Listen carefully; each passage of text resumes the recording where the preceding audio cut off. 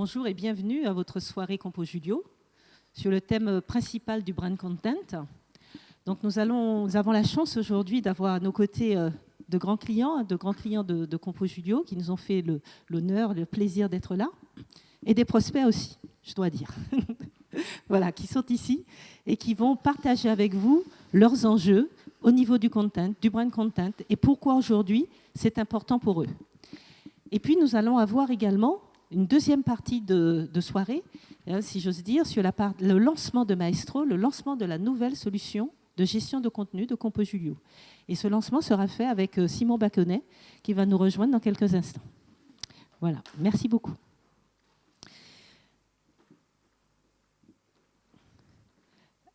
Alors, je vais vous présenter de façon plus particulière ces personnes qui nous accompagnent.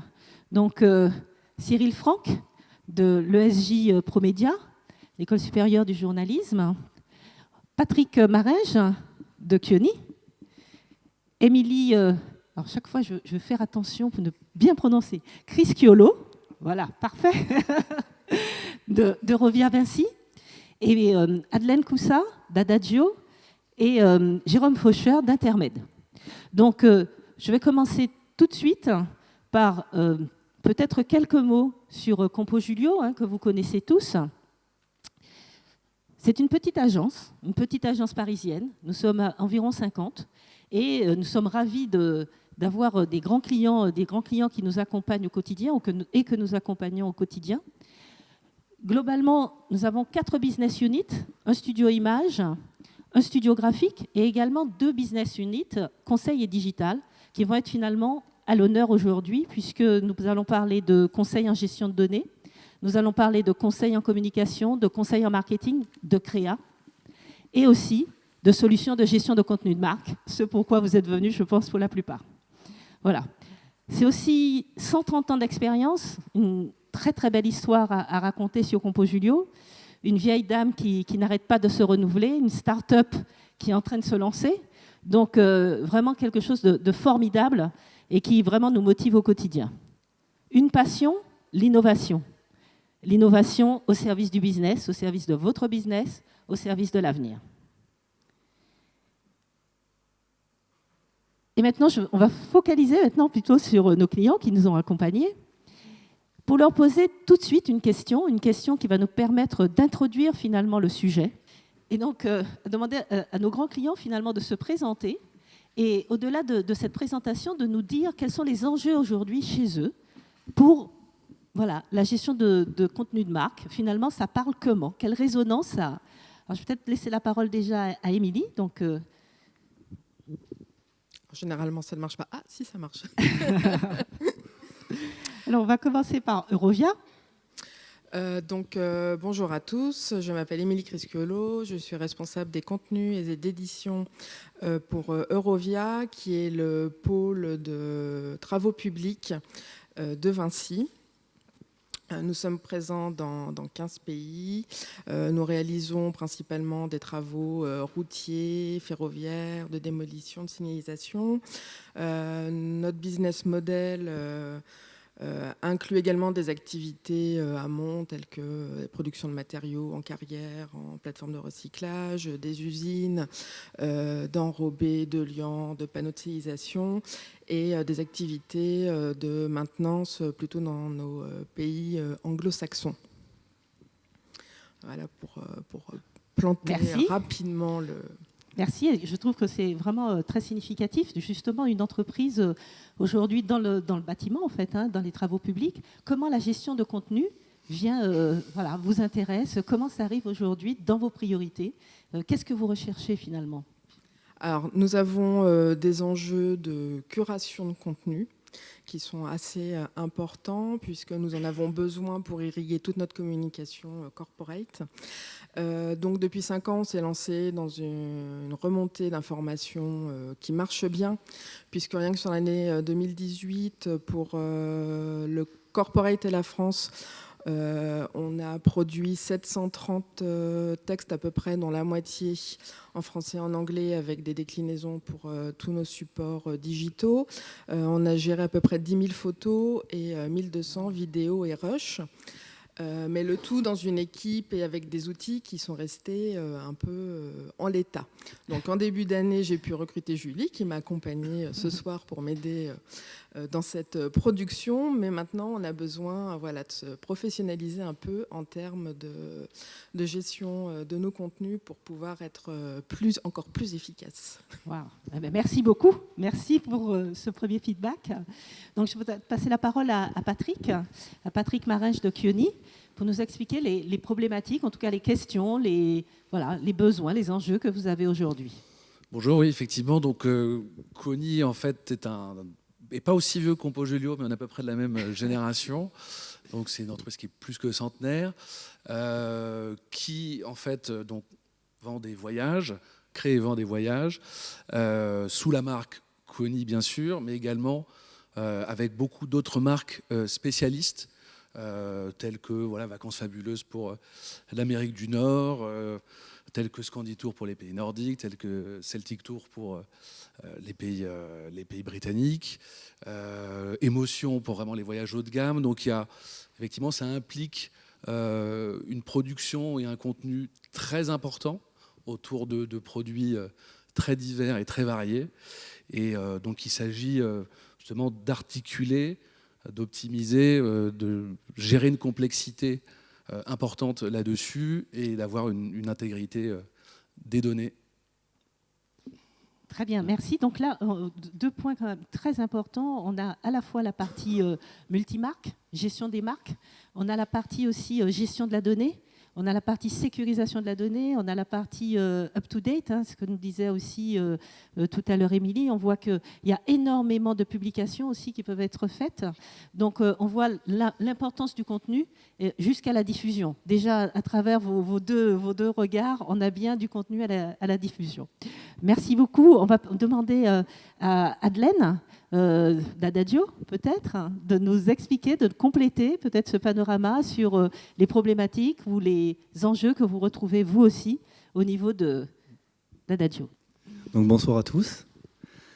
Donc voilà, je suis Adlène, je suis en charge du marketing B2B et du new business pour le réseau Apart Hotel Adagio. Donc Apart Hotel Adagio est né de la fusion, on va dire, est né de la collaboration entre Pierre et Vacances et Center Parcs et Accor. Donc c'est une joint venture qui est née en 2007 à 50% chacun. Donc aujourd'hui on est répartis en France essentiellement, mais également en Europe et dans le monde. On représente 116 appart-hôtels.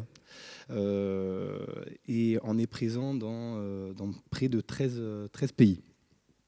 On a des objectifs donc, de développement assez ambitieux. En 2023, on espère compter plus de 220 établissements dans le monde. Pour les enjeux, on va dire, donc les missions de ma cellule en termes de marketing B2B et de stratégie de contenu, c'est en fait donc de soutenir, d'accompagner la force commerciale qui représente la force commerciale corpo qui représente une équipe de 40 personnes chez Adagio. Et on a donc des besoins en termes de présentation du produit, donc des appart-hôtels, de présentation en termes de tarifs et d'événements ponctuels, d'animation, etc. Merci beaucoup. Donc là, on voit bien, je dirais, la notion de gestion de contenu avec ce lien marketing-vente, cette rapidité, cette flexibilité, cette agilité que vous recherchez et dont on va parler, j'en suis sûre, tout à l'heure en présentant Maestro.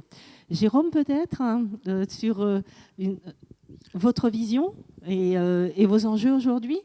Bonsoir. Donc moi, j'ai repris il y a 6 mois Intermed, qui est un Théo spécialisé dans le voyage culturel. Alors chez nous, on a plein d'anciennes Kioni en fait qui ont fait leur classe chez Kioni et puis qui sont venus travailler chez nous. Donc Intermed, en fait, c'est une société qui crée et qui commercialise des voyages culturels. Et un voyage culturel, en fait, c'est un voyage en groupe avec un conférencier de haut niveau qui accompagne les groupes à l'étranger, qui sont spécialisés en archéologie, en littérature, en musique, etc. Et donc moi, j'ai repris cette société-là parce que c'est une société avec un produit hyper fort, des clients très, très fidèles, et puis une boîte à transformer un petit peu, et puis pour lequel il faut faire prendre le virage du digital. Et du coup, la question du contenu, c'est un vrai accélérateur. Aujourd'hui, on a des très beaux produits, mais on ne sait pas très bien les présenter. Donc, il y a beaucoup, beaucoup de choses à faire de ce côté-là. Écoutez, c'est magnifique. Je pense que ce soir, voilà, ça complète bien notre palette et on voit bien, je dirais, l'importance à la fois du contenu, l'importance aussi, je dirais, tout simplement, déjà de prendre un peu de hauteur en se disant finalement, par rapport à ma cible, hein, comment j'arrive à mettre ça plutôt en musique et de façon très positive. Alors, on va terminer ce tour de table avec Cyril Franck de l'ESJ Pro. Donc, Cyril est un spécialiste des médias et je pense que l'intervention va être peut-être de nous donner, peut-être avec un peu de recul, 2-3 lignes de votre regard sur finalement le brand content. Pour vous, qu'est-ce que c'est et en quoi est-ce vraiment important et significatif aujourd'hui ? Oui, bonsoir à tous et à toutes. Le message que j'ai envie d'adresser ce soir, c'est celui que j'adresse aux médias, en fait, parce que la réalité des contenus, elle est qu'on est tous concurrents dans la bataille pour l'attention de nos lecteurs, spectateurs, auditeurs. Donc la réalité, c'est qu'il va falloir non seulement avoir tous ces outils, je dirais, de process et de diffusion, mais avant ça, déjà, concevoir des contenus qui s'adressent bien à leur cible et dont le niveau de service rendu est suffisant et remplit bien des services. Alors, j'ai réinterprété le fameux mix marketing des 4 P, dont vous avez tous évidemment connaissance, les 4 P, donc le prix, place, promotion, produit, bien sûr, j'ai oublié le produit, à l'aune du mix motivation. Voilà, c'est quelles sont les motivations qui font qu'on s'intéresse à un contenu. Et qu'on soit une marque ou qu'on soit un média, c'est la même chose. Parce que pour beaucoup de nos lecteurs, de nos spectateurs, ils font de moins en moins la différence. Ce qui n'est d'ailleurs pas très positif pour les médias quand tout ça se mélange de façon indifférenciée sur Facebook. Mais la vraie question, c'est quel service on rend. Et donc le premier, pour moi, c'est le P de penser. Est-ce que ce que je produis m'aide à mieux comprendre le monde dans lequel je m'insère et me comprendre moi-même ? Le P de pratique, est-ce que ça me sert concrètement dans ma vie immédiate, opérationnelle, tangible ? C'est vraiment sous ce terme-là d'ailleurs qu'on parle de service. Le P de partage, est-ce que le contenu que je vais créer va se partager, va m'aider à me socialiser, à me relier aux autres, le fameux lien social, et c'est pareil, en quoi les contenus que les marques produisent aident à se socialiser. Et enfin, le P de plaisir, qu'il ne faut absolument pas négliger, parce que c'est l'ingrédient, hein, je dirais, qui va faire le lien, qui va permettre d'intéresser le lecteur, que ce soit sur le format et aussi sur le service lui-même, quand on parle de divertissement, etc. Donc, est-ce qu'on a bien ces contenus de qualité ? Est-ce que la qualité déjà du contenu est suffisante ? C'est vraiment un problème qui touche tout le monde et aussi souvent les médias. Et ensuite, bien sûr, est-ce qu'on a bien touché la cible qu'on souhaite toucher au moment où elle est disponible, la temporalité ? Et est-ce qu'on l'a bien touché sur le canal qu'elle fréquente ? Pour les uns, ça sera non, c'est pas les réseaux sociaux, c'est quel réseau social, à quel moment, pour quel public. Et là, effectivement, on touche à des problématiques de data, d'autant plus difficiles, bien sûr, qu'on a aujourd'hui le RGPD et autres iPrivacy qui arrivent et qui rendent compliqué la donne. Mais quoi qu'il en soit, le contenu, la qualité du contenu ne suffit plus. Et c'est un message qui est difficile à faire passer non seulement auprès des marques qui sont, quelles qu'elles soient, les marques médias ou les marques d'entreprise, parce qu'on est toujours très fiers de ce qu'on produit. Et on n'a pas forcément conscience de cette espèce de concurrence, de la bataille pour l'attention absolument incroyable à laquelle nous sommes tous confrontés. Et vous le voyez vous-même à titre personnel dans votre vie de tous les jours, le temps d'attention est de plus en plus mesuré, compté, et ça ne veut pas dire pour autant qu'il faut faire des contenus courts. attention à cette hérésie pour laquelle je m'inscris en faux. Mais par contre, toucher la bonne personne sur le bon format à un moment où il est disponible, ça c'est tout à fait nécessaire. Voilà un peu les différents points que je voulais aborder. Merci beaucoup. Et ce sera très intéressant de voir en quoi Maestro peut vous permettre de gérer vos campagnes et justement de gérer cette temporalité et de gérer ce ciblage et de faciliter finalement vos actions au quotidien. Alors, un peu en écho à ce que vous venez de dire, j'ai envie nous avons interrogé sur ces 2 dernières années plusieurs de nos clients pour retenir, voir, entendre finalement ce qu'ils recherchent. Les mots-clés qu'on entend, souvent ça commence par là d'ailleurs, ça commence par la diffusion, omnicanal. Ensuite, on entend marketplace. Voilà, ça, ce sont des mots qui font réagir tout de suite. On entend aussi partage, collaboratif. Et derrière ça, pilotage. Comment on va pouvoir piloter nos projets. On a aussi toute la partie qui est fondamentale. On voudrait être rassuré sur notre data. On voudrait être rassuré sur la qualité de la data que l'on a au départ. Et enfin, toute la partie personnalisation, toute la partie vente plus, c'est-à-dire comment on va faire pour le plus en amont possible présenter nos produits, présenter nos offres, capter le client. Voilà, donc à partir de cela, nous, CompoJulio, nous nous sommes dit qu'il y a un véritable enjeu business pour nous, pour nos clients. Et cet enjeu business doit vraiment être accessible de façon simple, de façon agile, de façon rapide.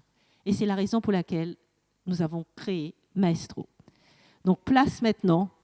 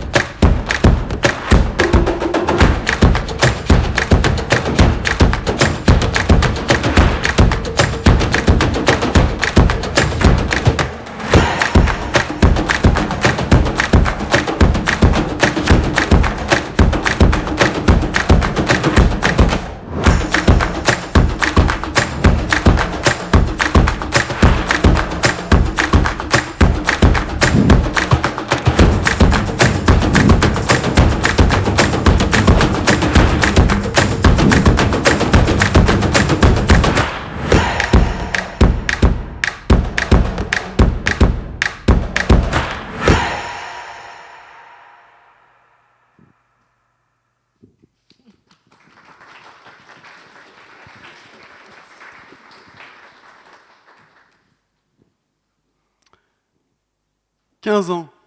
15 ans déjà que la grande aventure du digital a commencé chez CompoJulio. Et tout a commencé avec un constat. Il n'existait sur le marché à cette époque aucun outil qui permette à nos clients de gérer leur contenu et de pouvoir générer leurs brochures, leurs publications, simplement. Et de ce constat est née une idée folle. Et si nous, CompoJulio, nous développions notre propre logiciel de gestion de contenu. C'était la naissance de Syspad, le premier logiciel de gestion de contenu développé par CompoJulio. Depuis, la petite idée a fait un long chemin. Syspad a beaucoup évolué. Il a été utilisé par nos clients et nos partenaires pour produire plus de 20 millions d'exports web, 8 millions d'exports print et plus de 5000 brochures. Mais les belles histoires ont besoin de rebondissements. Les besoins de nos clients ont évolué, le marché a évolué, et la solution que nous avions développée devenait trop petite pour vos rêves et donc pour les nôtres. Dans un monde où l'information devient de plus en plus complexe. Et heureusement, à CompoJulio, ce n'est pas les idées qui manquent. Nous avons donc étudié vos différents enjeux. Et après 10 000 heures d'études et de développement, plus de 100 000 lignes de code produites par nos équipes et la création de 8 modules, dont 3 modules principaux, nous sommes fiers de vous présenter Maestro. Maestro, c'est plus qu'un logiciel. Maestro, c'est une solution. Une solution qui est composée de 3 modules principaux, architecturés autour d'une base de données unique, qui vous permet de gérer l'ensemble de vos données et de votre communication dans un écosystème protégé. Composé d'un PIM, Product Information Management, ou gestionnaire de produits, c'est un gestionnaire de produits dans lequel vous allez créer la donnée, vous allez la modifier, vous allez l'enrichir, la contrôler et la valider, et ainsi disposer d'une base d'informations complète et saine. C'est aussi un DAM, Digital Asset Management, un gestionnaire de médias qui vous donne la possibilité de gérer l'ensemble de vos médias, photos, vidéos, pictos, documents sous toutes leurs formes, textes, classeurs, présentations. Vous pouvez alors les catégoriser, les organiser, les qualifier pour plus facilement les retrouver et les publier. Enfin, la solution Maestro, c'est un module de projet qui assure l'organisation de vos campagnes de communication, qui vous permet de le piloter et de le contrôler efficacement pour diffuser votre marque au bon endroit, au bon moment. Maestro est plus qu'un logiciel. Oui, Maestro est une solution qui a pour but de vous accompagner dans la gestion de vos données, de votre communication et plus globalement dans la gestion de votre marque, en donnant la bonne information au bon endroit, à la bonne cible. Mais cet objectif demande du contrôle, de la rigueur et de l'organisation, du contrôle sur vos process et vos projets, de la rigueur dans la gestion de vos données et une organisation de vos équipes, de vos tâches, pour élaborer simplement des campagnes complexes. La rigueur dans la gestion de vos données et le contrôle sur vos process est un préalable à tout projet, car il n'existe pas une communication efficace sans une donnée saine et fiable. La rigueur dans la saisie de vos données, au travers d'un encadrement strict de la saisie. Vos collaborateurs vont disposer d'un cadre défini dans la rédaction et la modification de vos données, dans la modification de vos produits. L'accès aux produits et aux projets est paramétrable et vous pouvez assigner différents produits et projets à vos utilisateurs et à vos équipes afin de sécuriser vos données. Les champs de saisie sont typés: texte, nombre, date, case à cocher, liste, collection. Le format de la donnée est vérifié lors de la saisie. Des emails, le format des emails, les ISBN, des contraintes de nombre. On peut avoir des filtrages personnalisés.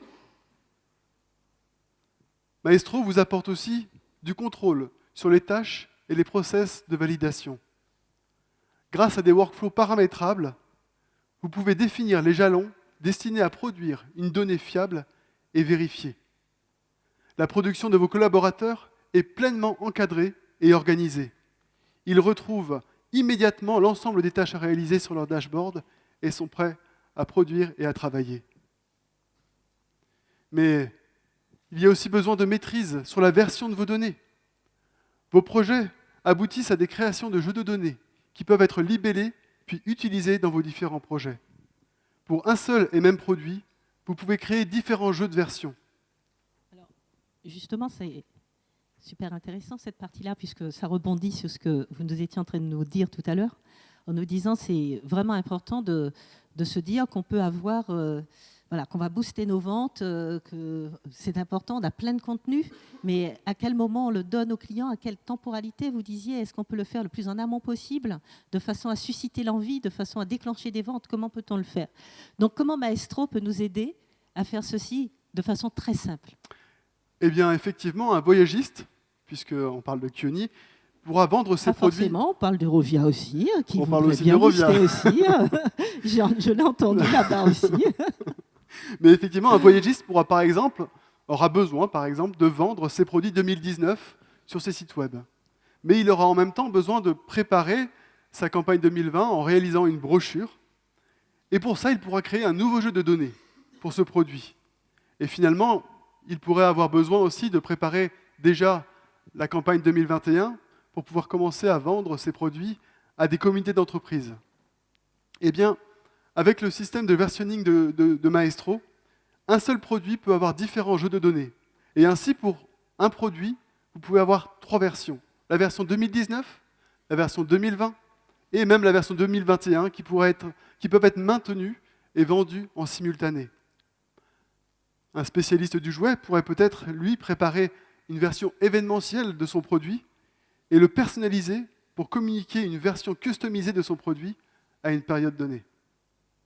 Bon, alors là, c'est super. Là, on peut vendre dès maintenant 2020, 2021. On y pense, nous aussi, chez Compo Julio.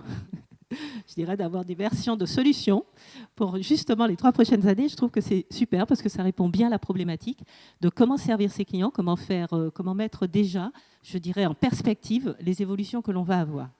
Oui, donc, mais ce n'est pas tout. Et c'est pas tout. Et c'est pas tout. Alors, on t'écoute. Vous allez pouvoir gérer et personnaliser vos produits.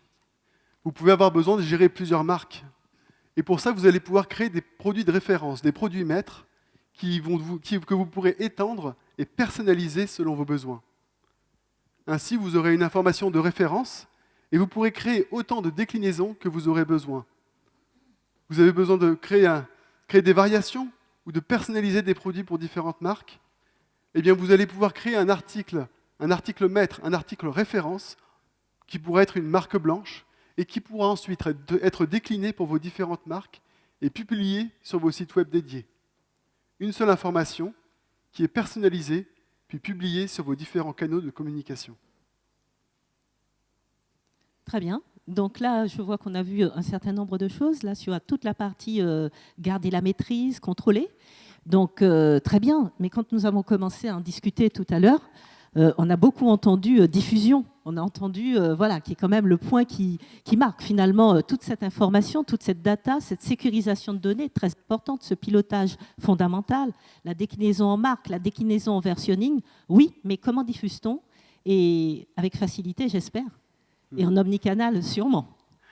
Bien entendu, en fait, garder la maîtrise sur la donnée n'est pas une fin en soi. L'objectif, c'est de pouvoir communiquer. Communiquer efficacement pour atteindre la bonne cible au bon moment avec le bon message. Vous aurez besoin, par exemple, de diffuser sur le web, sur vos réseaux sociaux et sur les différentes marketplaces, ainsi que vous aurez aussi besoin de créer différents documents print. Et vous aurez besoin de pouvoir diffuser tout ça de façon omnicanale. Eh bien, Maestro vous permet de gérer vos campagnes. Vous allez pouvoir préparer de nouvelles campagnes de communication. Et pour cela, nous mettons à votre disposition un outil complet, simple, qui vous permet de définir les différents canaux sur lesquels vous allez vouloir diffuser votre communication. En quelques clics, vous définissez vos cibles, choisissez les produits sur lesquels vous souhaitez communiquer et les différents gabarits que vous souhaitez utiliser. Et votre nouvelle campagne est lancée. Vos collaborateurs vont pouvoir préparer les différents exports que vous leur avez assignés, sur les différents exports que vous souhaitez réaliser. Un dashboard dédié vous permet de suivre en temps réel l'avancement de votre campagne et les différents projets qui la composent. Votre équipe responsable des marketplaces pourra personnaliser ces exports en établissant des liens entre les champs de la marketplace et les champs du PIM pour pouvoir diffuser facilement tous les produits sur les marketplaces. Votre équipe web, pendant ce temps, créera les différentes pages web destinées à promouvoir votre campagne et à réaliser le SEO. Elle pourra aussi travailler sur les différents réseaux sociaux en préparant les posts qui doivent être diffusés sur Facebook, Twitter ou LinkedIn. Votre responsable éditorial définira le chemin de fer grâce à son mur de production interactif avant de laisser la main à ses équipes qui se chargeront de caler les textes pour les brochures, pour les fact-sheets. Et enfin, votre équipe chargée de l'événementiel pourra créer les affiches, les bandeaux publicitaires et préparer le lancement de la campagne. Finalement, quand chacun des acteurs a travaillé, chacun des acteurs a effectué les tâches qui lui sont assignées, qui lui sont attribuées, votre campagne est prête à être diffusée sur l'ensemble de vos canaux. En simultané, pour assurer une omnicanalité totale, ou en différé, pour que les informations parviennent à vos cibles au bon moment, à un moment stratégique. Vous avez la main pour que votre campagne de communication soit efficace et coordonnée. Alors, je pense à ce que vous disiez tout à l'heure, Jérôme. Vous disiez, nous, voilà, je reprends cette nouvelle direction. On a pas mal de choses à faire aujourd'hui et on souhaite vraiment booster tout ça.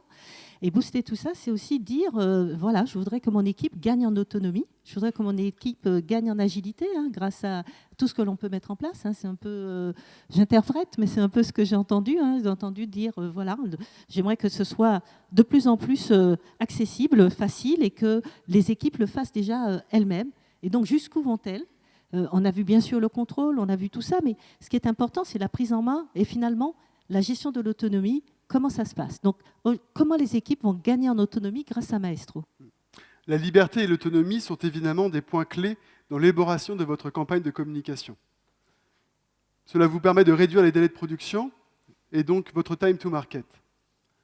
Maestro dispose de solutions qui facilitent la création et la modification de vos data models pour faire évoluer vos produits en temps réel selon vos besoins.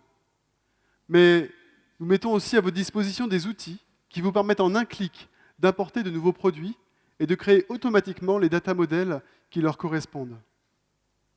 Vous disposez aussi d'une autonomie sur vos exports, avec une complète personnalisation des exports web, de vos interfaces, de vos marketplaces, mais aussi de vos gabarits pour le print ou pour le web.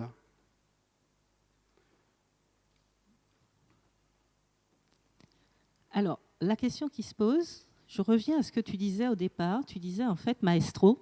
Maestro, c'est un PIM. Maestro, c'est un DAM. Maestro, c'est un module project. Très bien. Alors, idéalement, nous avons un client qui n'a rien de tout ça. Alors, pour nous, nous avons du potentiel puisque nous allons voir notre client et nous pouvons vendre un PIM, un DAM et un module project. Je vois un petit signe dans la salle. Maintenant, nous pouvons aussi avoir des clients qui nous disent aujourd'hui, j'ai un PIM et je suis complètement satisfait par ce PIM. Par contre, je n'ai pas de DAM et je n'ai pas de module projet. Nous pouvons avoir un client qui nous dit, j'ai un DAM aujourd'hui qui nous satisfait tout à fait et on est très content. Par contre, nous avons un souci de base de données. Alors, est-ce que Maestro est capable de travailler avec ses clients aussi en se disant, eh bien oui, même si vous avez une partie de solution dont vous êtes très content, dont vous êtes satisfait, que vous n'avez pas envie de changer, est-ce qu'aujourd'hui, on peut arriver avec eux, à travailler avec eux, sans pour autant qu'il y ait un surinvestissement en disant, il faut tout changer parce que vous passez avec Maestro ?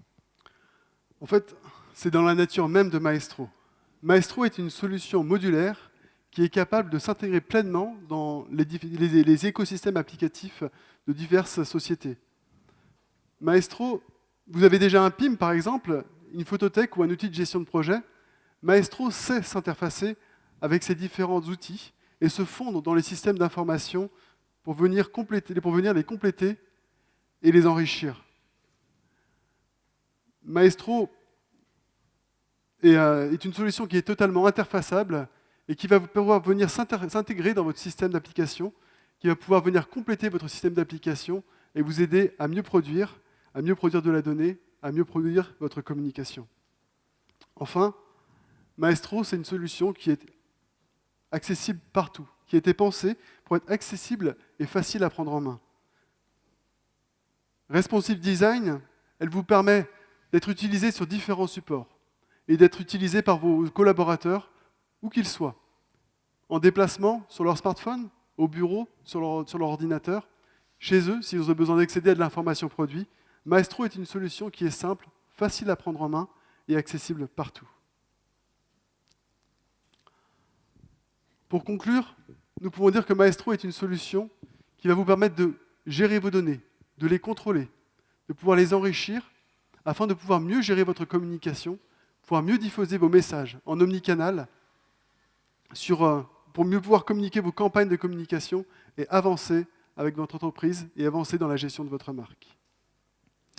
Merci. Merci Simon. Donc, ce que je propose, c'est peut-être de vous laisser la main avant de revenir à notre table ronde qui va nous faire un feedback par rapport à cette présentation. Peut-être y a-t-il parmi vous des personnes qui ont des questions, des remarques, justement par rapport à à ce que vous avez chez vous en interne ou par rapport à cette nouvelle solution de gestion de contenu. Est-ce qu'il y a un point qui vous a interpellé, sur lequel vous aimeriez réagir? Et alors moi, j'en ai un. Comme ça vous laisse le temps de réfléchir. J'en ai un. C'est qu'en fait, la question que j'ai souvent quand je vois des clients, c'est qu'ils me disent oui, mais comment vous nous accompagnez? Parce que là, vous mettez en place une nouvelle solution, ça va changer notre façon de faire. Comment se fait l'accompagnement du changement? Comment se fait la formation? En combien de temps la prise en main se fait-elle?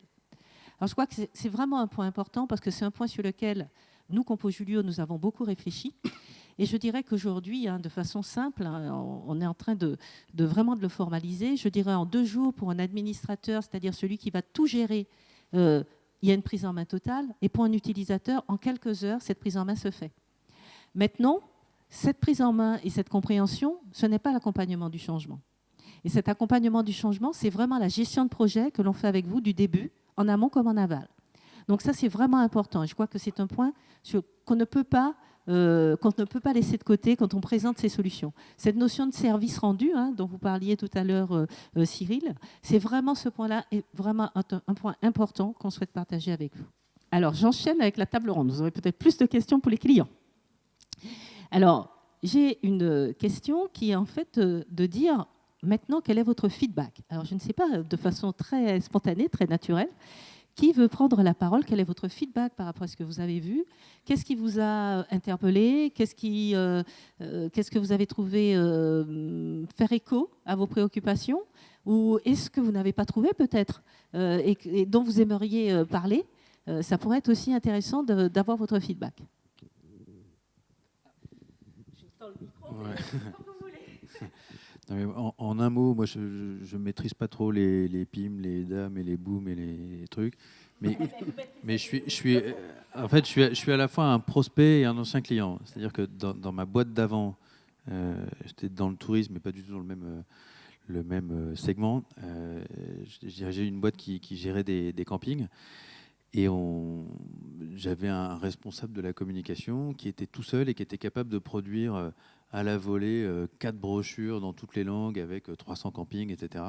Et c'est lui qui est venu avec la solution Syspad à l'époque. Et j'avais trouvé ça complètement dingue, en fait, parce qu'avant que cette personne-là arrive, il y avait 3 personnes qui galéraient toute l'année pour faire des trucs avec des échanges PDF et des créas, et c'était un calvaire. À chaque fois qu'on voulait changer quelque chose, c'était hyper compliqué. Et donc lui est arrivé avec Syspad dans ses bagages, et j'ai trouvé que c'était complètement dingue. Et du coup, moi, en arrivant chez Intermed, je retrouve un peu le fonctionnement à l'ancienne. Et donc assez prosaïquement, je me dis que l'espèce de saut quantique que j'ai vécu dans ma boîte d'avant, je vais essayer de le mettre en place pour équiper donc mes équipes qui ne sont pas pléthoriques. On parle de 2 personnes qui transpirent à chaque fois qu'il faut faire une brochure, mais ça peut être en fait vachement simple, enfin en tout cas très fluide comme processus de production. Voilà, donc le feedback, c'est qu'en tant que actuel prospect et futur client, je pense qu'on va pas trop tarder quand même à faire des trucs ensemble, quoi. Voilà. Thierry ne va pas être trop loin, je pense qu'il a tout entendu et on est ravis. Mais je crois que c'est vraiment important cette notion de saut quantique. Nous, on a souhaité vraiment mettre des mots, c'est vrai que ce sont des mots un peu barbares, un PIM, un projet, ce sont vraiment des mots barbares, ce sont des mots métiers, mais des mots barbares. Je crois que ce qui est vraiment important, c'est ce bénéfice dont vous parlez, et c'est ça, pour vos équipes, pour vous, comment cette solution peut vous aider au quotidien. Merci beaucoup, Jérôme. Alors, je ne sais pas, vous pouvez prendre... pardon. Il faut que je reprenne le micro parce que moi, je ne pas. D'accord, mais non, mais allez-y, je vous en prie, je vous laisse la parole. Non, c'est bon, je parle plus. Pour ma part, ce que j'ai noté d'intéressant, c'est le fait qu'il y ait plusieurs modules, dont 1, 2 puissent s'interconnecter avec les modules qui préexistent dans les entreprises et auxquels on est souvent lié contractuellement ou ou des solutions qui nous sont fournies par une maison mère, par exemple, dont on ne peut pas forcément se retirer facilement. L'autre chose que je note, c'est l'omnicanal, donc avec des publications automatiques. Ça, nous, on en rêve parce que la production de contenu multicanal, elle est faite. Mais la publication, elle est compliquée parce qu'on est encore sur des systèmes que je vous disais archaïques. Concrètement, c'est quelqu'un qui fait du copier-coller depuis du Word vers du back-office d'intranet, du back-office d'Internet, les réseaux sociaux. Quand il a le temps,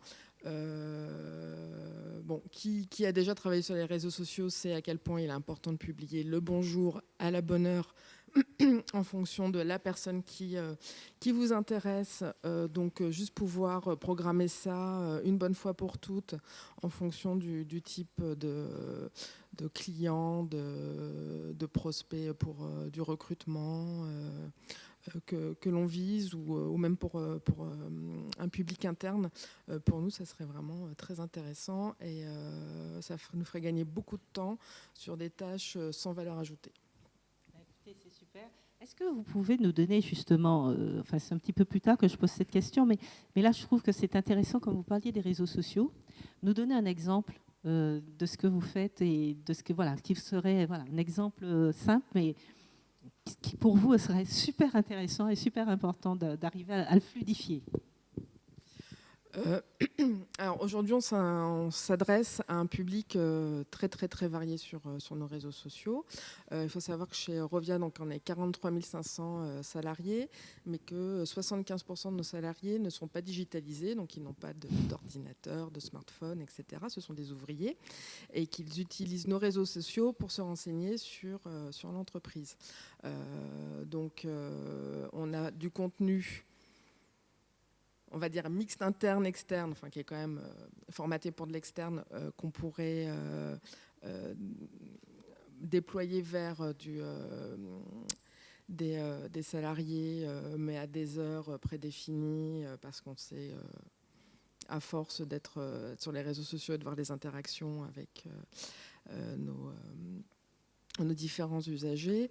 On publie, je vous le disais, on a quand même une production très très importante, mais qui s'adresse vraiment à des gens qui n'ont absolument rien à voir. On peut s'adresser à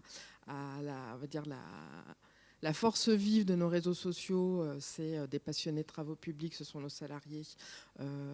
On peut s'adresser à des gens qu'on souhaite recruter, puisque dans le bâtiment, on a des très gros enjeux en termes de recrutement, contrairement au tourisme.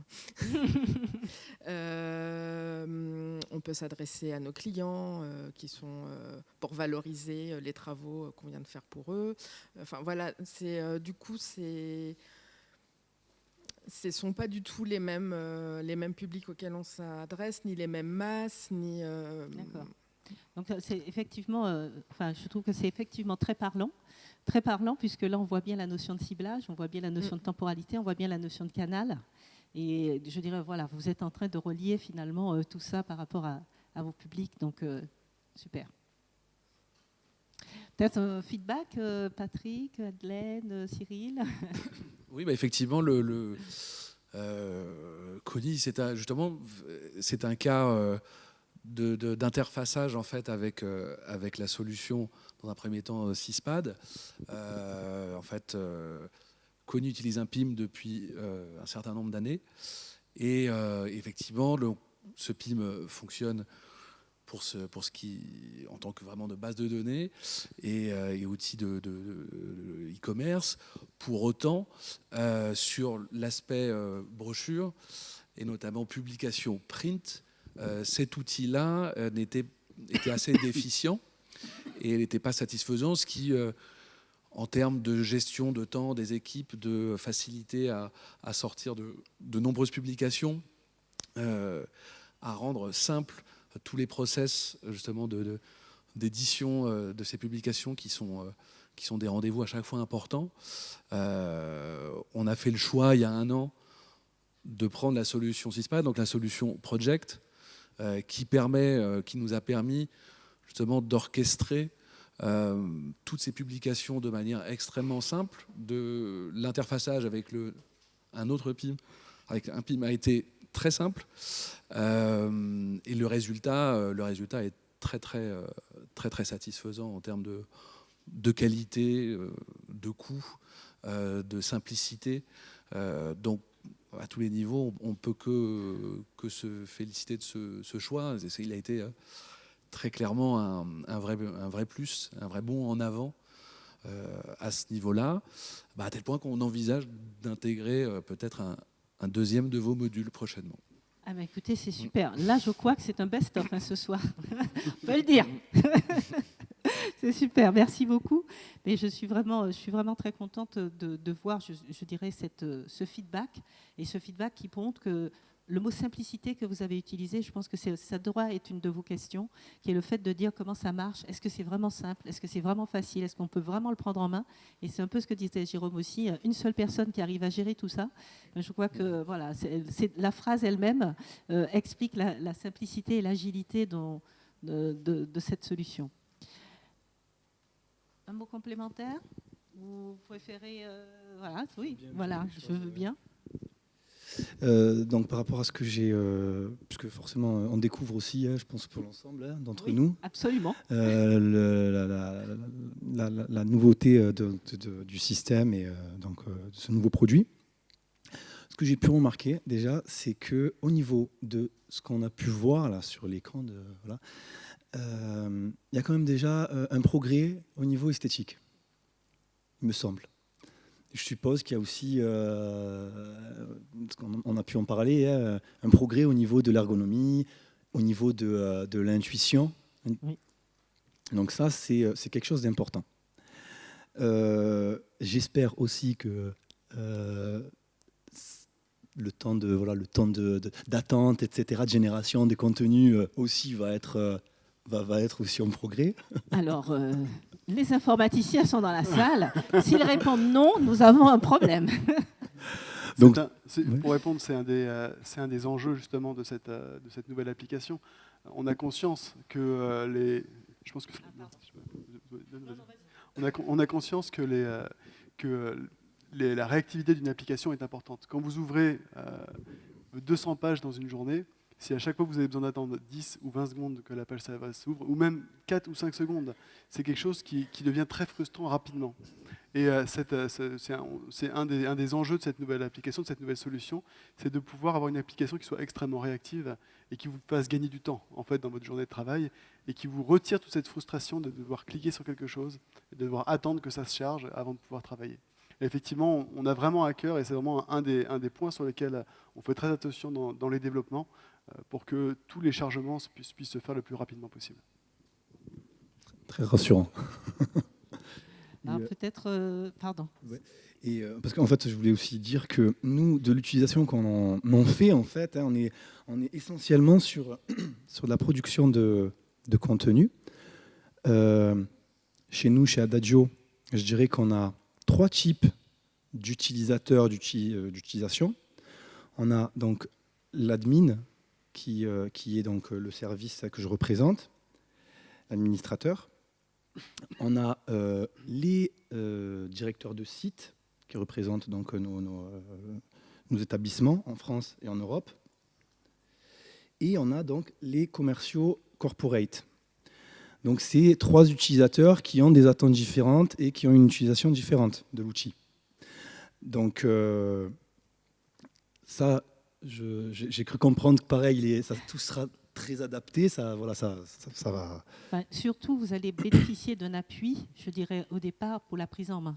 C'est-à-dire ce que vous me disiez tout à l'heure, c'est que si votre équipe doit former chacun, et si votre équipe doit accompagner chacun, c'est lourd pour l'interne. Et justement, je vois que c'est ce qui est important. C'est-à-dire qu'il faut effectivement un investissement de l'interne, mais c'est important aussi que les équipes CompoJulio soient là et que le chef de projet vous aide et aide, je dirais, les équipes à prendre en main cette nouvelle solution. Absolument. Bon, voilà, c'est un peu tout ce que je pouvais dire. Et hâte de découvrir le reste, de se mettre en pratique.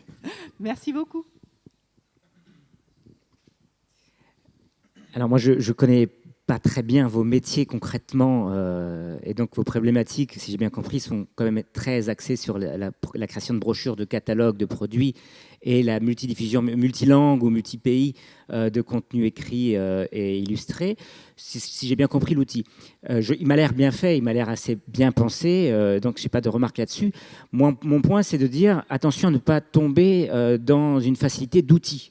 C'est-à-dire que tout ce qu'on voit là, quel que soit l'outil d'ailleurs, il peut être aussi bon, aussi performant. Le fond du fond, c'est quand même aussi de réfléchir à ce qu'on dit et en amont. Donc parfois, par la vitesse, la simplification, la diffusion, on peut tomber dans un excès finalement qui est de ne pas réfléchir assez à ce qu'on raconte. Donc parfois, il faut freiner, et je dis ça également à des journalistes que j'accompagne, parce que quand c'est trop facile, ça va trop vite, et parfois on déconnecte un peu le cerveau et on oublie de faire attention à certaines choses, et notamment le fameux bénéfice de nos cibles. Donc voilà, mon message à moi, c'est plutôt de réfléchir vraiment à la stratégie, comment on arrive à toucher nos différents publics, et ensuite, bien sûr, avoir le bon outil pour le process de fabrication et sa diffusion. Et son monitoring aussi, parce que c'est très important aussi. Comment on mesure la performance. Donc, merci beaucoup Cyril, parce que là, vous me donnez l'opportunité justement de revenir sur un point qu'on a présenté rapidement au début, c'est vraiment cette notion de business conseil, de business unit conseil qu'on a chez CompoJulio, qui vraiment est là pour vous accompagner en amont. Alors, certains clients n'en ont pas du tout besoin parce que tout est fait en interne et les directions marketing y pensent et nous demandent vraiment de les accompagner sur la partie solution, gestion de contenu, c'est de marque, ce qu'on est en train de faire aujourd'hui. Mais certains autres clients nous demandent de réfléchir avec eux sur leur plateforme de marque. Certains autres clients nous disent écoutez, on est en train de réfléchir sur tout notre dispositif communication. Est-ce que vous pouvez réfléchir avec nous? Et là, on fait exactement un plan de com, quelle cible et quelle est la communication qu'on va faire pour chacune des cibles. On a 3 cibles différentes. Qu'est-ce qu'on va faire? Quel est l'objectif finalement? Qu'est-ce qu'on veut? On est sur de la notoriété, on est sur de l'image, on est sur de la prise de part de marché, on est sur de la conservation, on est sur du développement, on est sur de la fidélité. Enfin bon, tous les croisements que vous connaissez tous par cœur. Et en fait, on travaille là-dessus et on se dit ce qu'il faut faire, comment on va le faire. Et les équipes ici conseil, en particulier en créa, je dirais, sont là vraiment pour appuyer, aider, stimuler, challenger finalement toutes les idées que vous pourriez avoir et vous aider à construire tout ça. Donc vous avez raison, je dirais la partie, on parle vraiment d'une solution de gestion de contenu de marque, mais on a l'impression de la sortir comme ça du lot, alors qu'elle est vraiment dans l'enchaînement finalement de toute votre démarche stratégique et opérationnelle en fait, en marketing, et avec des focus quelquefois très forts sur le marketing client. Est-ce que vous avez des questions pour nos clients? Je veux une question. Donc moi, je suis pas dans l'équipe informatique, donc je vais peut-être pas vous répondre sur l'aspect technique, mais en tout cas, oui, voilà. En fait, nous, on a l'habitude de travailler avec les chartes de nos clients, que ce soit pour la partie créa ou ensuite pour décliner des gabarits. Donc typiquement, cet outil il va fonctionner avec la mise en place de gabarits, donc que ce soit des templates HTML pour faire des emails, des pages web, enfin ce qu'on veut, ou des gabarits InDesign, parce que du coup, ça repose aussi sur un serveur InDesign pour la partie print, qu'il s'agisse de catalogues, de documents marketing unitaires, d'argumentaires, ce qu'on veut. En général, en fait, soit vous avez déjà une agence, soit vous nous confiez la créa, on va partir de vos chartes, soit les retravailler, soit les adapter en fonction de la façon dont elles existent déjà. Et après, on va créer des gabarits qui respectent ces chartes. Et donc, finalement, l'outil va aller puiser la donnée dans la base de données et l'intégrer dans les différents gabarits pour réaliser vos documents. Voilà, je ne sais pas si ça répond précisément à votre question. Oui, du coup, je peux compléter aussi, sur les gabarits, on a une certaine flexibilité. Oui, sur les gabarits, on a comme une certaine flexibilité. C'est-à-dire que vous n'êtes pas forcément sur des gabarits figés comme on peut avoir sur certaines solutions.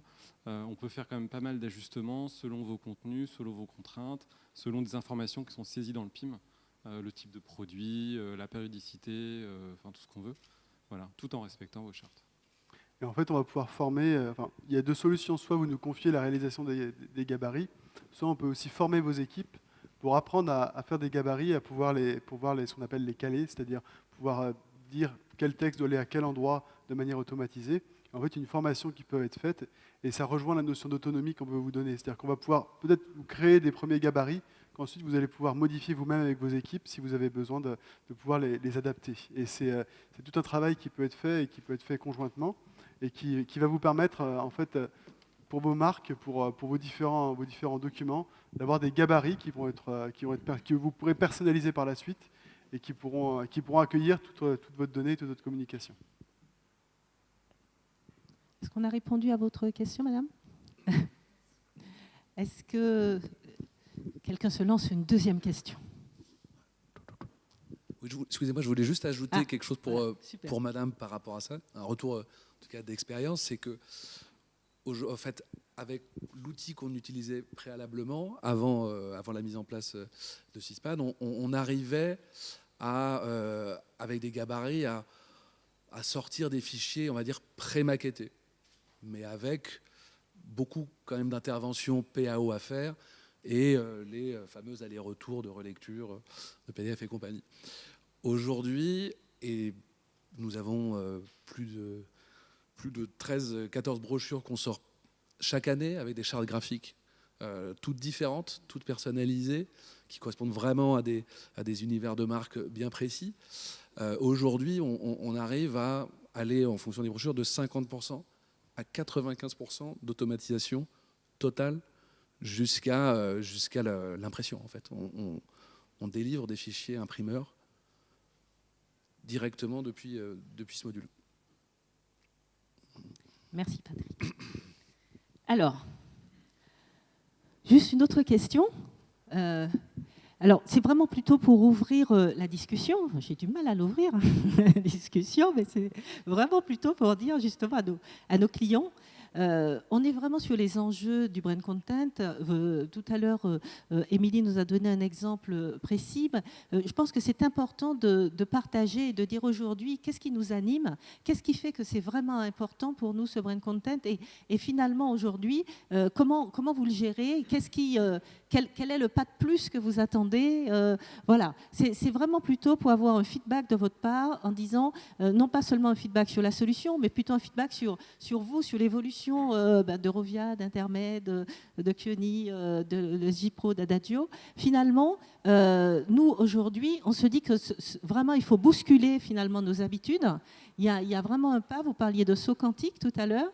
Voilà. Comment vous imaginez demain, à l'aune de tout ça, comment vous imaginez demain, peut-être un mot, quelques mots là-dessus, ce serait vraiment super. Ce n'est pas forcément tout le monde, mais voilà, un feedback, ce serait vraiment super d'avoir ça. Et un feedback de votre part aussi, par rapport à ce que vous avez vu, ce serait vraiment excellent. Alors moi, un mot me vient à l'esprit, c'est adaptatif. Alors nous, on est sur des problématiques pas du tout print, mais uniquement digitales. Et c'est important d'avoir un outil qui peut s'interfacer avec des outils qui évoluent avec les réseaux sociaux. Parce que voilà, chaque réseau social est tout le temps en train de changer ses critères de publication, ses termes de présentation, les outils disponibles pour présenter les photos, les vidéos, etc. Donc ça, c'est super important d'avoir un outil en face qui n'est pas figé à l'instant T et qui permet de faire des carousels comme en 2014 et qui permet de s'adapter en quasi-instantanéité avec les nouveautés digital. D'accord. Merci beaucoup. Merci beaucoup. Et je pense que c'est important parce que souvent, quand nous, on arrive chez nos clients, je dirais déjà par notre passé, parce que nous avons fait pendant de longues années, c'est vrai qu'on a l'impression qu'on parle toujours en se disant, voilà, on fait des choses en print et on va vers le web. Mais non, on peut très bien travailler avec des personnes qui font que du web et voir, on peut avoir des personnes qui font du web et qui demain veulent faire du print. On a vraiment cette notion d'omnicanalité finalement et qui est, je dirais en fait, c'est vraiment, je pense à ma cible et je pense quel est le bon moyen de la toucher. Et je ne pense ni print ni web en fait. Je pense finalement quel est le bon moyen pour la toucher. Et c'est ce que je trouve intéressant, c'est que voilà, vous êtes tout web et votre seule question, si je peux me permettre, c'est plutôt de dire quel est le bon réseau social qui sera affecté à ma cible ou quel est, voilà, et non pas je passe du print ou je passe du web. La question est différente et ça, je trouve ça assez formidable.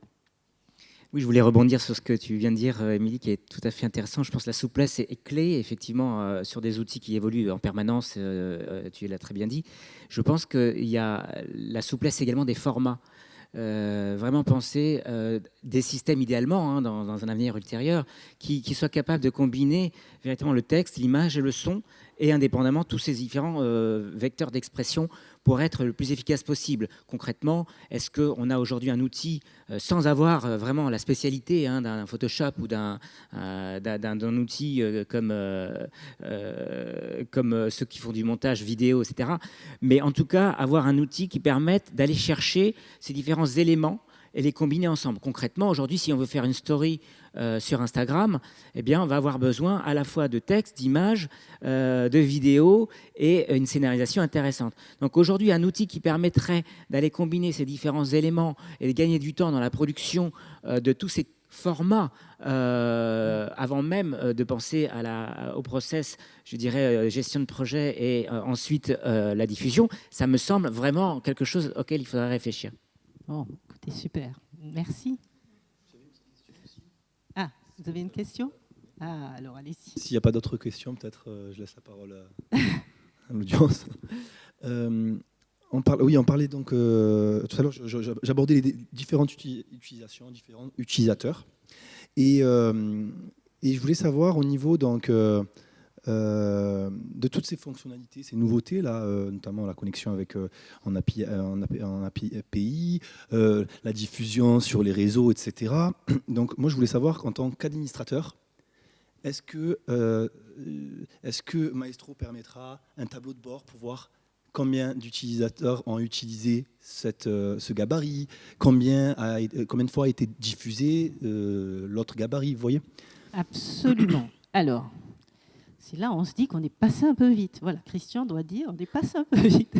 Parce que, voilà, on a en fait un point très important de la présentation, c'est véritablement de mettre le focus sur le dashboard. Donc effectivement, il y a eu un slide qui est passé à un moment donné, si je puis dire, en montrant rapido un dashboard. Et ça, c'est vraiment un point super important. Je prends la parole, je ne laisse pas la parole à Simon tout de suite, parce que voilà, je vais l'expliquer avec mes mots moins pro. Je dirais globalement, ce dashboard doit vous permettre de piloter. Donc effectivement, sur ce dashboard, nous, on a pensé à certaines fonctionnalités, dont vous parlera Simon tout à l'heure. On a vraiment mis, nous, des fonctionnalités, mais le point très important, c'est que ce dashboard est paramétrable. Imaginons que chez vous, vous disiez que pour vous, il y a vraiment une ou deux ou trois éléments qui sont importants que vous regardiez en tant que chef de projet, en tant qu'administrateur. Eh bien, c'est jouable. On va dire, théoriquement, c'est jouable. Après, tu mettras les limites que tu veux. Mais théoriquement, c'est jouable. Voilà. À part si tu me demandes de voir le nombre de cafés que tu as pris dans la journée, ça va être un peu compliqué. Mais effectivement, on va avoir un dashboard qui est capable de récupérer de nombreuses informations de production, des informations d'analyse qui vont pouvoir être présenté sur ce dashboard. C'est un dashboard qui est paramétrable, dans lequel vous allez pouvoir choisir les informations que vous allez faire remonter. Alors, bien entendu, c'est des informations des informations qu'on va devoir préparer en amont. C'est-à-dire que nous, on écrit en fait les outils qui vont aller chercher ces analyses. Après, s'il y a des analyses auxquelles vous pensez et que nous, on n'y a pas pensé parce qu'on essaie de penser à beaucoup de choses, mais on ne pense pas à tout. On fait évoluer. Maestro, ce n'est pas une solution figée. C'est une solution qui est amenée à évoluer et à se renforcer avec le temps. Et donc, tous les retours et toutes les bonnes idées sont les bienvenus. Et on sera très heureux de réfléchir et de travailler ensemble. Peut-être de façon très, très je dirais, pragmatique. Je dirais ce que tu avais marqué, par exemple, c'est avoir un endroit, les produits récemment utilisés. Voilà, donc ça remonte. Avoir un endroit, finalement, où on en est de tel projet, de tel projet, de tel projet. Là, on a avancé à 20%, là, on a avancé de 50%, là, on a avancé de 70%. Avoir, voilà, et chaque utilisateur pourrait avoir aussi, par rapport à lui, où est-ce qu'il en est dans ses tâches et dans ce qu'il doit faire. Donc, il y a vraiment ce dashboard de pilotage où nous, on a pensé vraiment à certains points clés, mais voilà, effectivement, qui peuvent être paramétrés. Voilà, donc c'est une excellente question. Merci de m'avoir fait parler du dashboard. Est-ce que vous avez d'autres questions? C'est un projet passionnant pourtant, Maestro. Et je n'ai pas de feedback. Pas assez. Bon, super. Alors peut-être une dernière question. Juste une petite question de curiosité.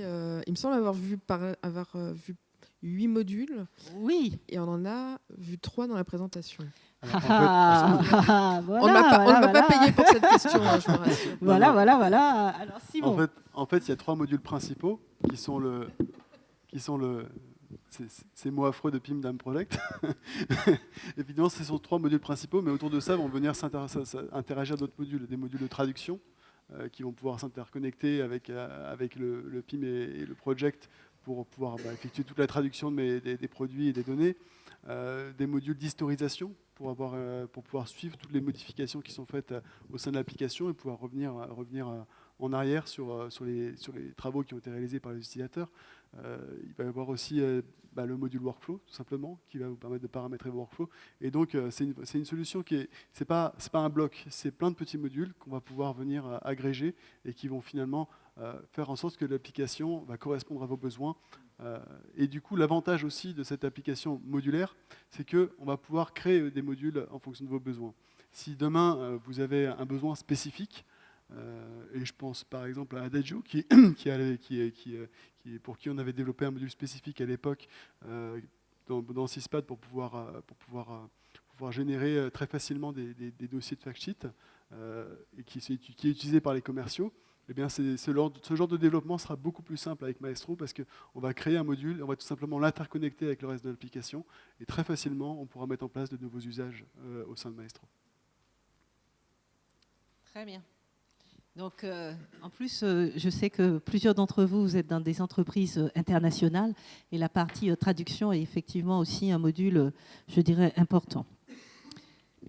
Autre point ? Bien.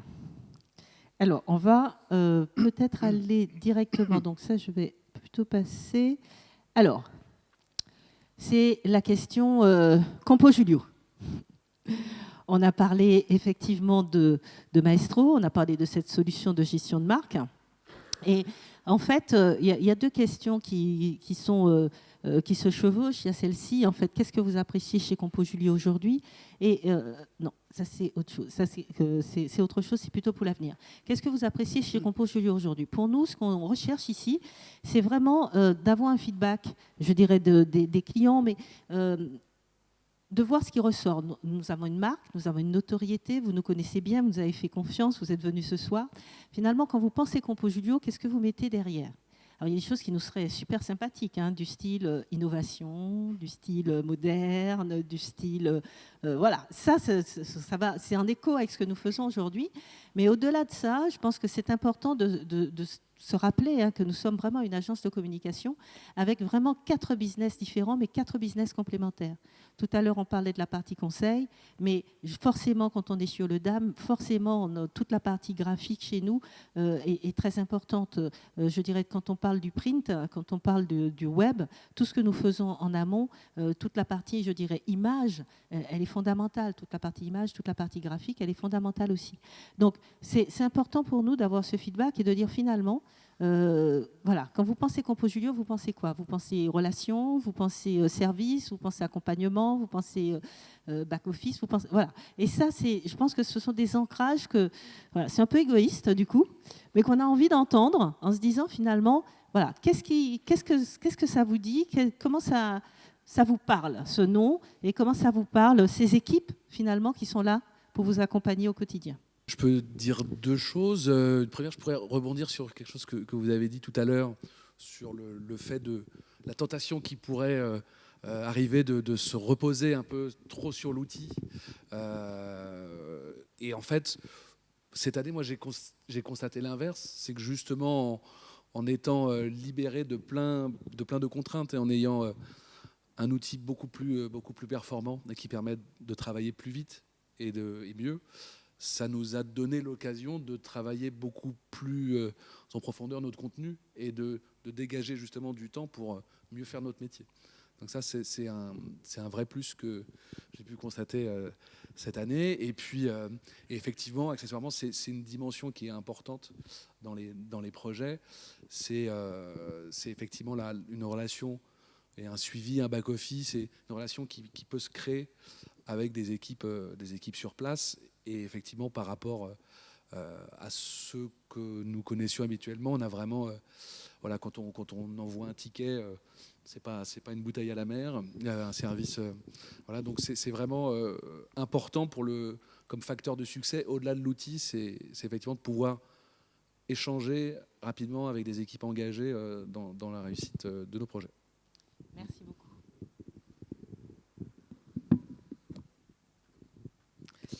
Alors moi, comme Jérôme, je suis en fait une ancienne cliente de Thomas Cook.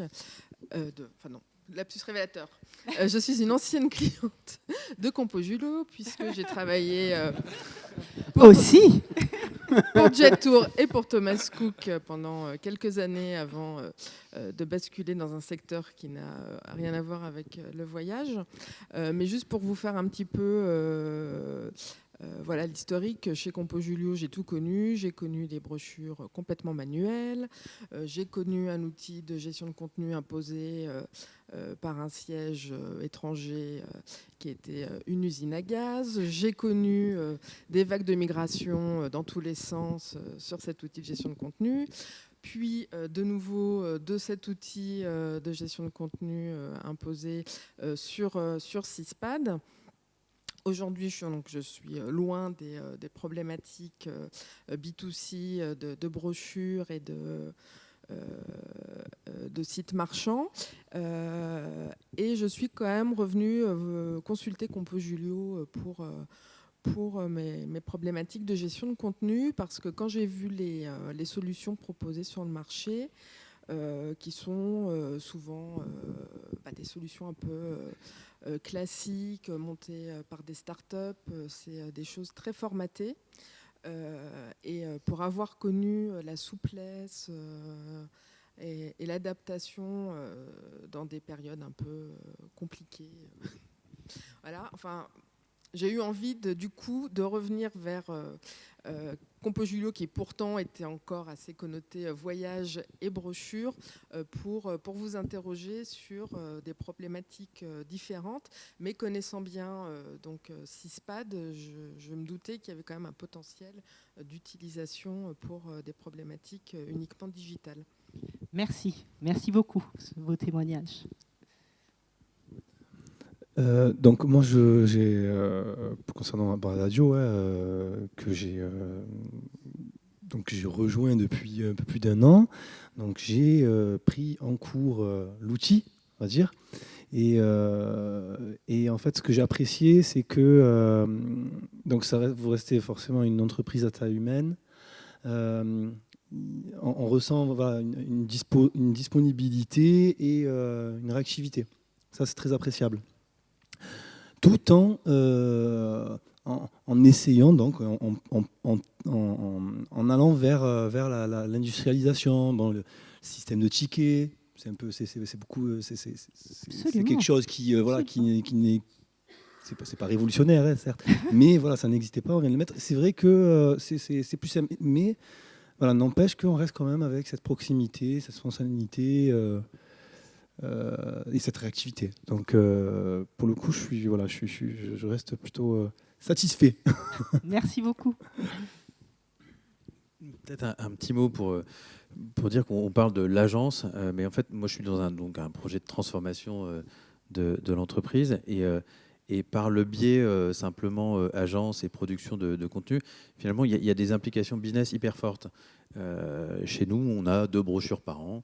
Et chaque brochure, donc il y en a une en septembre, une en janvier, et chaque brochure, c'est un peu la date couperée. C'est-à-dire qu'il y a 30 personnes qui créent des voyages, et la nature humaine fait que tout le monde attend un peu la date butoir, et puis quand ils se font engueuler par les gens du marketing, ils donnent leur contenu, et puis ça, c'est mis en forme, et voilà, et du coup, c'est produit pour une brochure qui sort.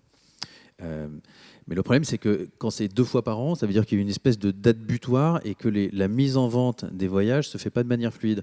Et du coup, il y a des voyages qui partent, par exemple, je sais pas, au mois de février.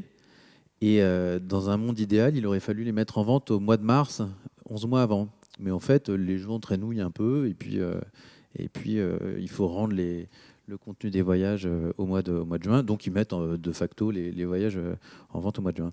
Et du coup, en passant avec une solution sur une solution comme Maestro ou Syspad, ça va obliger les producteurs, les productrices de voyages à mettre leur contenu à jour au fil de l'eau, à mettre en vente les produits. Et du coup, je pense qu'on va gagner en moyenne 1, 2, 3 mois sur la vente de chaque voyage. Et du coup, quand on a 11 mois pour remplir un un voyage, bah forcément, on a plus de clients que quand on a simplement 7 ou 8 mois.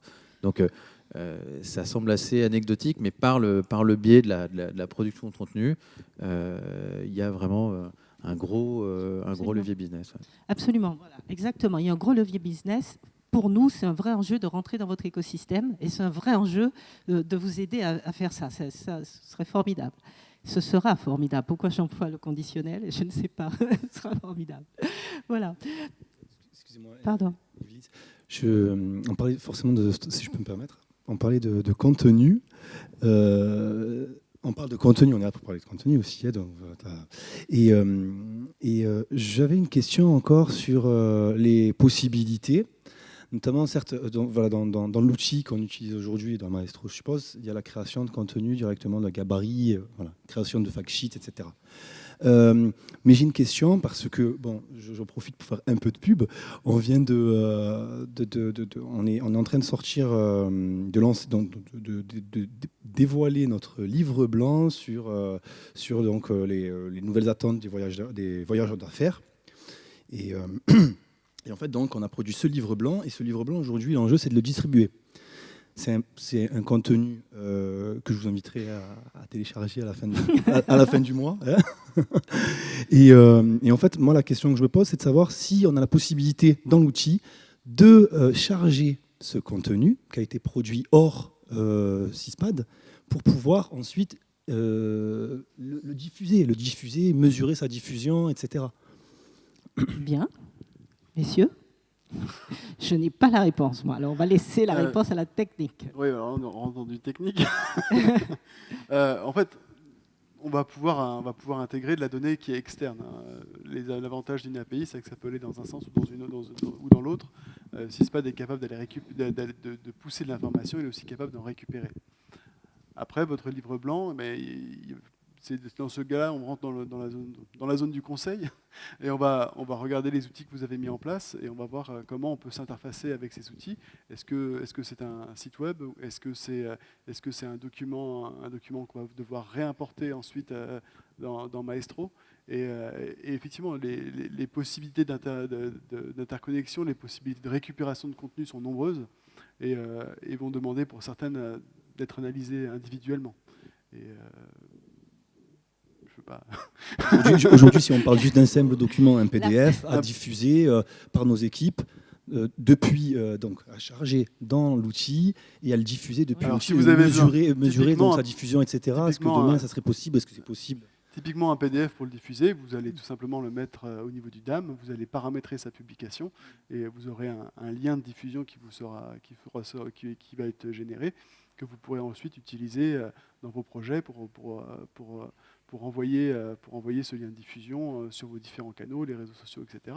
Donc effectivement, vous allez faire fonctionner ensemble vos différents modules, PIM, Project et DAM, pour pouvoir générer cette information, récupérer des médias que vous voulez distribuer et utiliser le projet pour pouvoir les diffuser sur vos différents canaux. Si je réponds, ce que j'entends, c'est oui, c'est possible.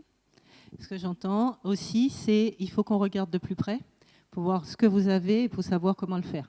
Soit c'est vraiment un PDF simple et l'export se fait assez simplement, soit c'est peut-être plus complexe et il faut qu'on regarde. Mais je crois que la réponse, en fait, je crois que ça, c'est vraiment important. Toutes ces questions que vous allez avoir, finalement, qui vont être de façon très personnalisée, je crois que c'est important, malgré cette industrialisation, finalement, de l'outil, si on peut dire, ou cette formalisation de l'outil, c'est justement toute cette ouverture qu'on va mettre en place à chaque fois par rapport à ce que vous faites, par rapport aux données complémentaires. Merci. Alors, je vous en prie. Donc, bien. Alors, je vais peut-être terminer juste d'abord en remerciant beaucoup nos clients qui ont voulu témoigner à nos côtés, puisque finalement, j'avais mis une dernière question, mais vous y avez déjà répondu, justement en vous remerciant justement de cette confiance, de cette fidélité. Peut-être juste un point, juste un mot qui serait intéressant pour nous, c'est un conseil, voilà, qui pourrait nous aider à aller plus loin, à faire le prochain pas. Ça, ce serait formidable. Un conseil aussi de votre part, en nous disant qu'est-ce que vous aimeriez dire de plus, qu'est-ce que vous aimeriez de plus, de différent. Une idée?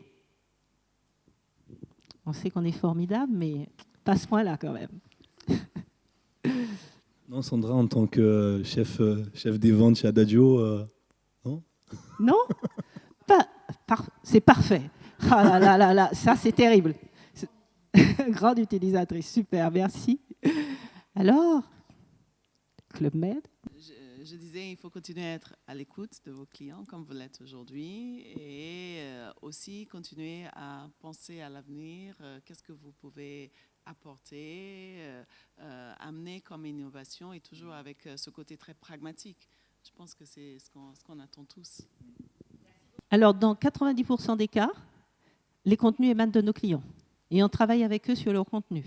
Nous avons la possibilité de faire de la rédaction de contenu et qu'on fait au cas par cas, voilà, pour certains clients.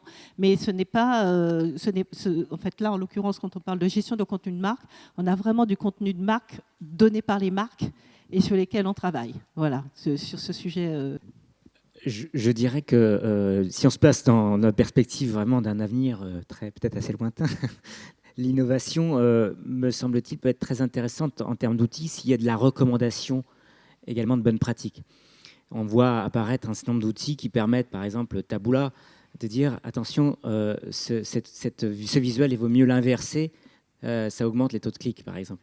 Donc un outil qui permettrait, en plus d'avoir de la recommandation éditoriale, pas sur tout, mais en tout cas sur certains éléments, notamment, on le voit aussi avec des applicatifs sur WordPress, par exemple, qui vous disent attention, la mise en forme n'est pas optimale. Ces genres d'outils et d'API sont très utiles, je pense, pour tout le monde, que ce soit pour les médias ou les entreprises. Et voilà, donc je me dis, à terme, notamment avec les outils d'algorithmes qu'on a aujourd'hui, ça permettrait vraiment d'aller encore un peu plus loin. D'accord. Merci beaucoup. Merci.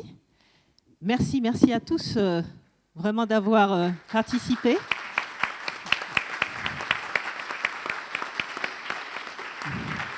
Merci.